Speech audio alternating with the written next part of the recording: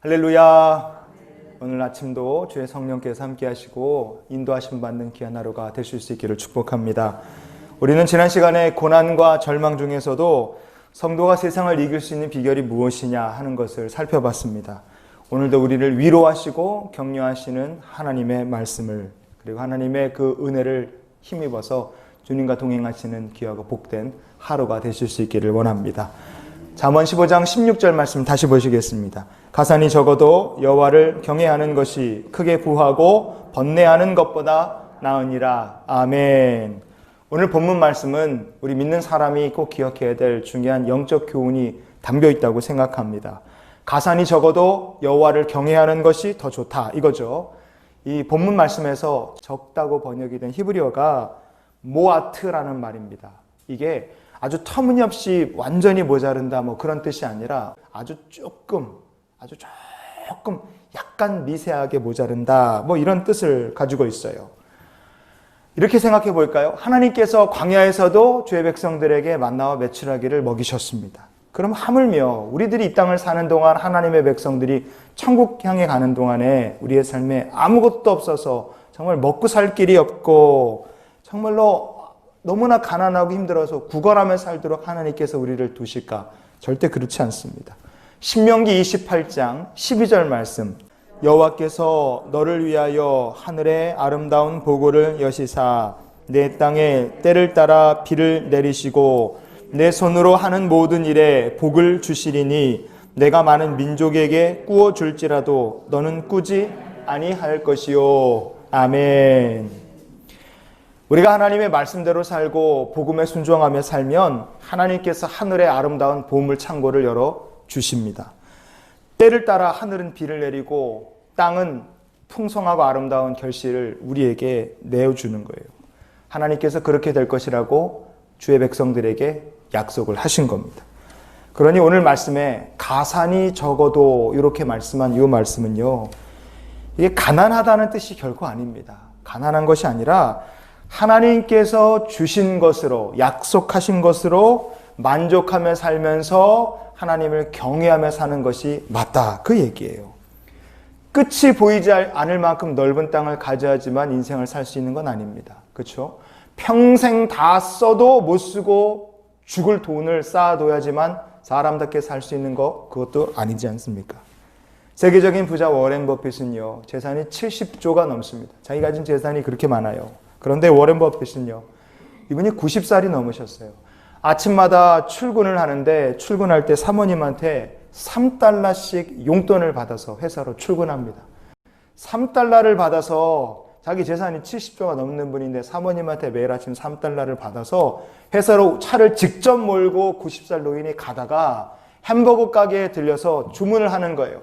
전날 장사가 잘 돼서 돈을 많이 벌면 베이컨하고 치즈 비스켓이 같이 들어간 3.17달러짜리 햄버거 세트를 주문해서 그거를 먹고 일을 해요. 전날 이렇게 좀 벌이가 시원치 않았다, 우리가 생각하는 그런 차원이 아니지. 이분은 회사를 사고 파는 사람이니까, 그러니까 그래도 전날 벌이가 시원치 않았다 그러면 소세지 하나만 딱 들어간 2.71달러짜리 햄버거 세트를 먹고 그리고 일을 하러 사무실로 간다는 거예요. 워렌 버핏이라는 분이 이런 삶을 54년 동안 계속 이어서 살았어요. 네브라스카주 시골의 마을에서 태어나서 세계 3등 세 손가락 안에 들어가는 부자가 될 때까지 이분이 지킨 하나의 분명한 원칙이 있습니다. 검소하게 산 거예요. 검소하게, 절약하면서, 그리고 정직하게. 그리고 돈에 초점 맞추며 산 게 아니라 가족과 친구들과의 관계, 사랑, 우정, 같이 보내는 귀한 시간들, 가족의 애, 이런 것들을 정말로 생각하면서 열심히 일했고 정직하게 일했고 쉬지 않고 일하고 즐겁게 인생 사는데 초점 맞추며 살았다, 이거예요. 여러분, 돈보다 이 세상에는 더 중요한 것이 있습니다. 부자가 되고 부유하게 살기 위해서 돈보다 더 중요한 것이 있다는 걸 우리가 기억했으면 좋겠어요.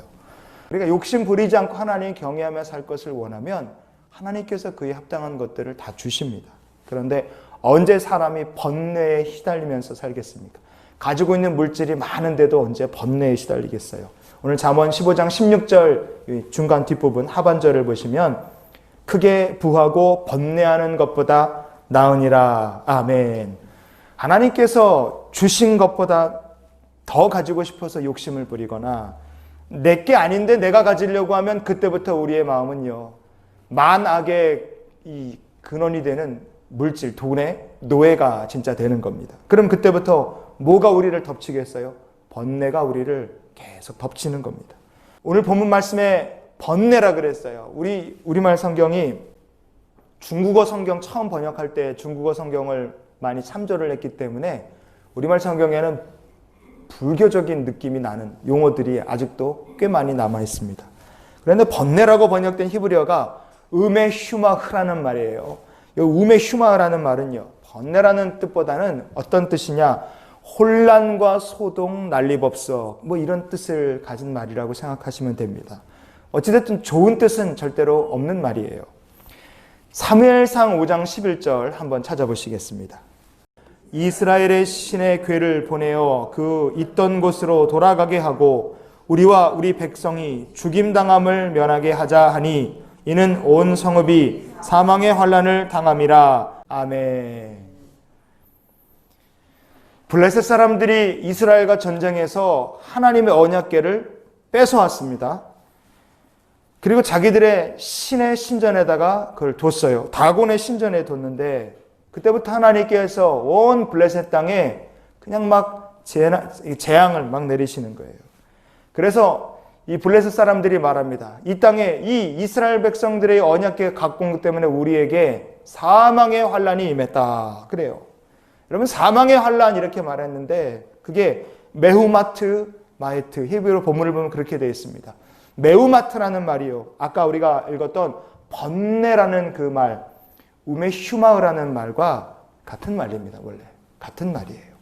그래서 사망의 소동이 임했다, 사망의 혼란이 임했다, 사망의 난리법석이 임했다, 그렇게 블레셋 사람들이 얘기를 하는 거예요. 자, 왜 이 지경까지 갔겠어요? 왜? 갖지 말아야 될 걸 자기들이 욕심내서 가진 거예요. 하나님의 언약궤는 자기들의 것이 아닌데, 갖지 말아야 될 것, 사람에게 속한 것이 아닌데 욕심부려서 가졌더니 거기서부터 사망의 환난을 겪게 됐어요. 결국 어떻게 했습니까? 이스라엘 땅 베세메스까지 암소 2마리가 끄는 수레에다가 그 하나님의 언약궤를 얹어서 돌려보냈습니다. 언약궤를 실어서 돌려보낸 다음에야 블레셋 땅에 이 난리법석 사망의 환난이 지나가고 평안이 다시 돌아올 수 있었어요. 여러분, 오늘 말씀을 정리해 볼까요? 우리가 어떻게 하면 행복한 인생을 살 수 있겠습니까? 하나님께서 내게 주신 것으로 감사하며 살고, 내가 가진 모든 것은 하나님께서 내게 맡기신 것이니 청지기처럼 잘 관리하고 살다가 하나님께 돌려드리고 우리 인생을 끝내는 것이 인생을 행복하게 사는 비결인 줄 믿습니다.